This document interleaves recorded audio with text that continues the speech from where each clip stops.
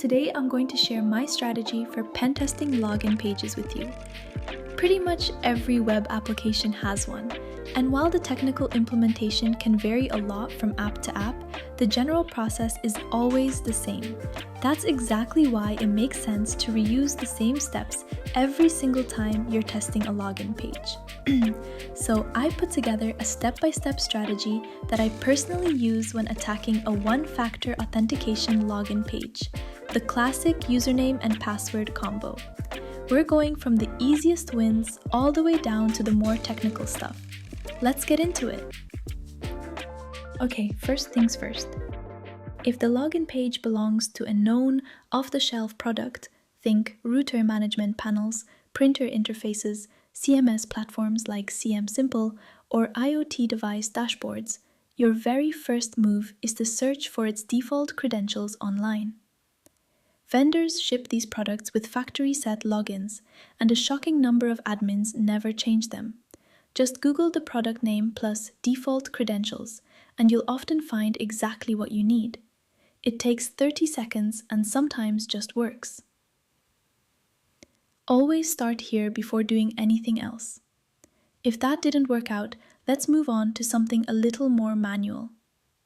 The next step is trying common weak credential combinations, things like admin, admin password, user password, and so on.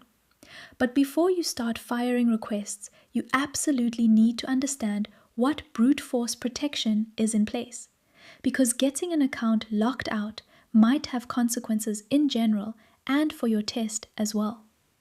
The most straightforward way to identify brute force protection is to register a test account in the application, if registration is available, and intentionally trigger failed login attempts on it. This gives you a controlled, safe environment to observe the behavior without risking any real accounts. Try entering the wrong password multiple times and observe what happens. Does the account get locked after 3 attempts? 5? 10? Do you receive an error message saying the account is locked? Does the application start blocking your IP address after too many failed attempts? These are the two main mechanisms you'll encounter: account lockout and IP-based blocking.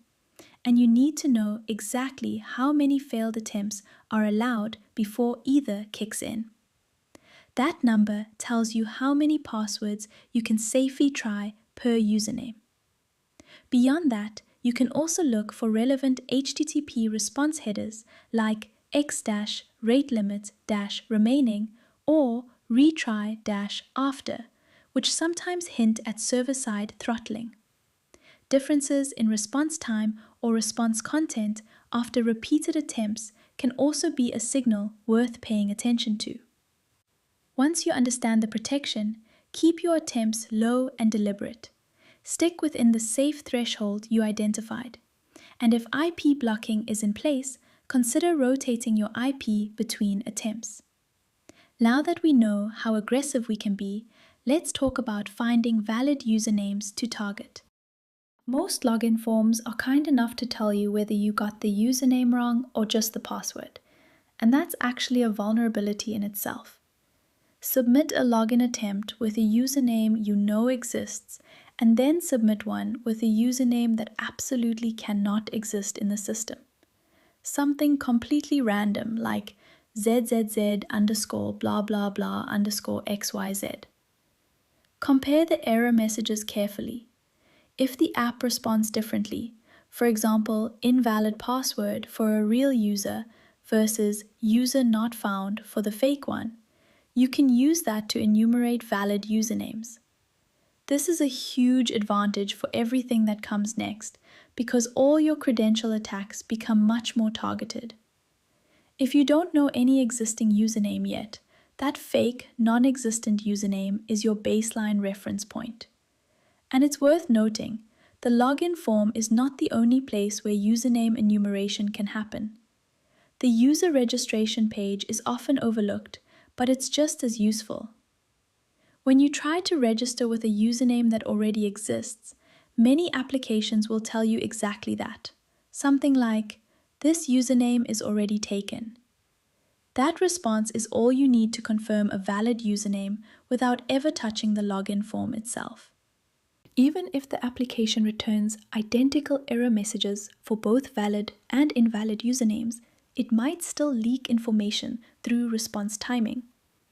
When a username is valid, the server typically proceeds to check the password, which takes a tiny bit of extra processing time. When the username doesn't exist, the server might short-circuit and respond faster. Measure the response times carefully across multiple attempts. A consistent timing difference, even just a few milliseconds, can reveal which usernames are real. This is a side-channel attack, and it works even when developers think they've completely hidden the enumeration vector. A great tool for this is Burp Suite Intruder. Beyond showing you all the response details, it also displays response times for each request right in the results table, making timing differences very easy to spot and compare.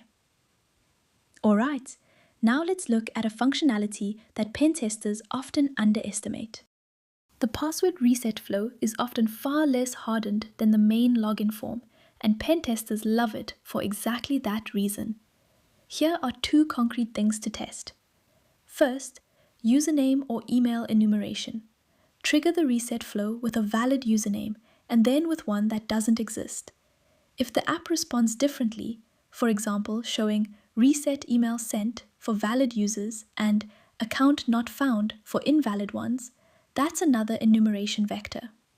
Second, weak or predictable reset tokens. Request a password reset and intercept or capture the reset link. Is the token long and random, or does it look short, sequential, or timestamp based? Try requesting multiple tokens and compare them. Predictable tokens can be forged to reset someone else's password. Now, let's step back to the login request itself and see what we can do by simply messing with what gets sent to the server. SQL Injection absolutely applies to login forms. The classic attack here is Authentication Bypass. Let's say the backend SQL query looks something like select from users where username equals input and password equals input. If the inputs aren't properly sanitized, you can break out of that query and make it always return true. Here are 3 payload types using MySQL syntax. And keep in mind, depending on the database, the syntax will differ, so it always makes sense to try payloads for other databases like Postgres, MS SQL, or Oracle as well. For Boolean-based bypass, try entering or 1 equals 1 minus as the username with any password. For error-based injection, try and extract value 1 concat 0x7e select version minus in the username field. If the app throws a database error containing the MySQL version, you've confirmed error-based SQLI. For time-based blind injection, try and sleep 5 minus in the username field. If the response takes 5 seconds longer than usual, the injection is executing, even if you see no visible output. And authentication bypass is just the beginning. If the injection point is exploitable, you can also extract data from the database, usernames, password hashes, emails, and other sensitive records using union-based or blind techniques.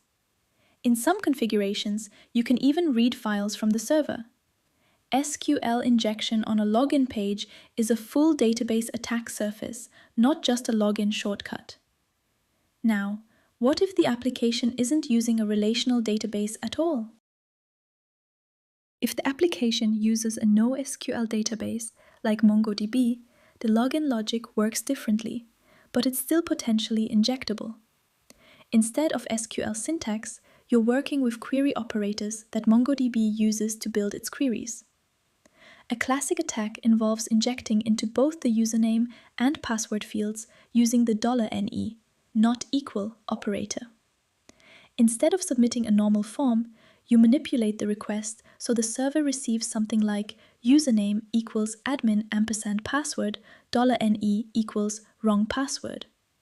What this does is ask the database, give me the user where username is admin and the password is not equal to this wrong value, which will match any existing user, effectively bypassing the password check entirely. Beyond $NE, there are other operators worth trying. The $GT operator, greater than, can be injected into the password field as password $GT equals with an empty value, which matches any password that is greater than an empty string, meaning any password at all. The $regex operator, injected as quote password $RGX equals $, tells MongoDB to match any password that fits the pattern, and ** matches everything. The key signal to watch for is whether the app behaves differently when you inject these operators, a login that succeeds, an error message, or a response that looks different from a normal failed attempt. Always try NoSQL payloads on login forms, especially when you suspect Node.js, Express, or MongoDB in the stack. And speaking of different backend technologies, let's talk about one more that's less obvious but very much worth testing. If the application authenticates users against an LDAP directory, which is common in corporate environments and enterprise applications, the login form might be vulnerable to LDAP injection. LDAP queries have their own syntax, and as always, if user input is inserted into a query without proper sanitization, an attacker can manipulate the query logic.